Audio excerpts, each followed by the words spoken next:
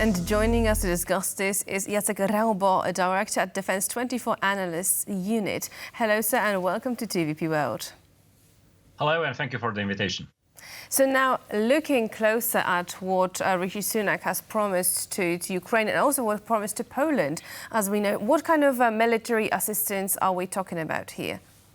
Actually, we are talking about two things. First, the strengthening some gaps, or maybe not the gaps, fulfilling the gaps inside the modern Ukrainian armed forces. We know that they are struggling with the lack of, for instance, munition, and also replacement of this munition is the key element for the Westerners right now, because they are depending on the production of and also on the supplies coming from the West. The second thing, and it is also a kind of a synergy with U.S. plan, is strengthening a Western approach to the eastern flank presence of NATO members. For instance, United Kingdom is one of the key leaders in this aspect. I'm not talking only about Poland. I'm talking also about, for instance, a British cooperation with the Nordic states, with initiative JAF, and also this holistic picture of whole eastern flank and northern flank need to be placed in plans of United Kingdom, United States, France, and other states like Germany. So I think there is a lot of aspects we need to emphasize right now, and this is not only sending munition to Ukraine. All right, and another announcement made by Rishi Sunak is the fact that he pledges some British fighters, I believe Typhoons, to patrol Polish airspace. How important is this, and how long has Poland been waiting for this? I think we are cooperating strictly in the context of airspace control, because Brits are really active inside air policing Baltic, but also they are strengthening ties with bilateral cooperation, for instance, with, as I mentioned before, Nordic states. So that's why we need to accept that this risk assessment is the key element, because cooperation based on, of course, some emotions, some political goals.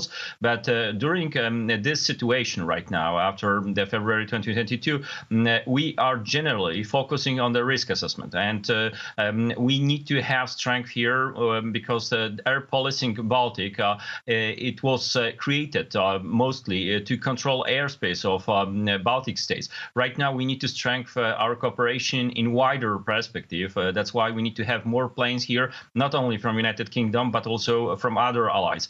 And we need to build interoperability with them. That's the reason this symbolic decision is very important for the strategic goals of Poland and other states here, because they need to train more, they need to cooperate more, because we are the frontline state. And now, what do you make of Poland's importance when it comes to the transfer of weapons? So how much and what quantities are we talking about, and when do you think they will arrive? I think we need to accept that right now we are in the net of a relation with our Western partners, not only when we think about the boots on the ground, but also about, for instance, the common projects in the context of strengthening our air defense systems.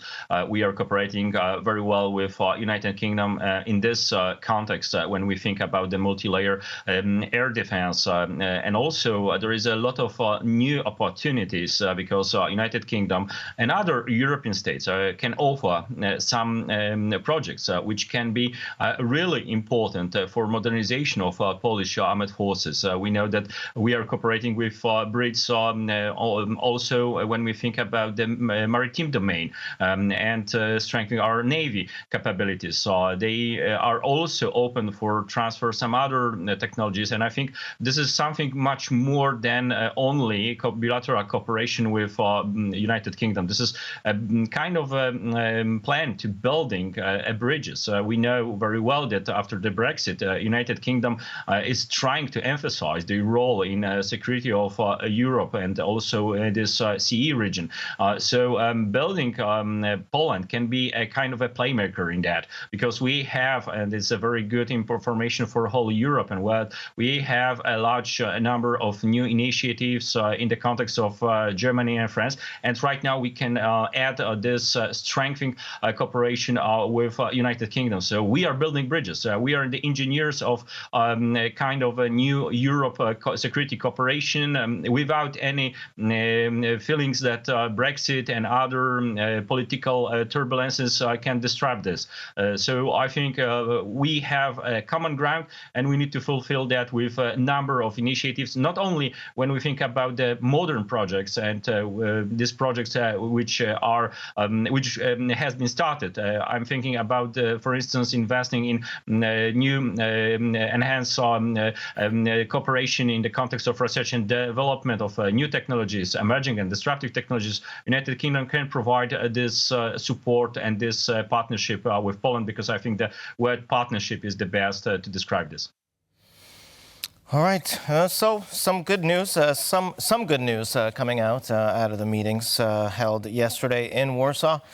Mr. Raubo, a pleasure to see you again, as always. Thanks very much for joining us. Thank you for the invitation.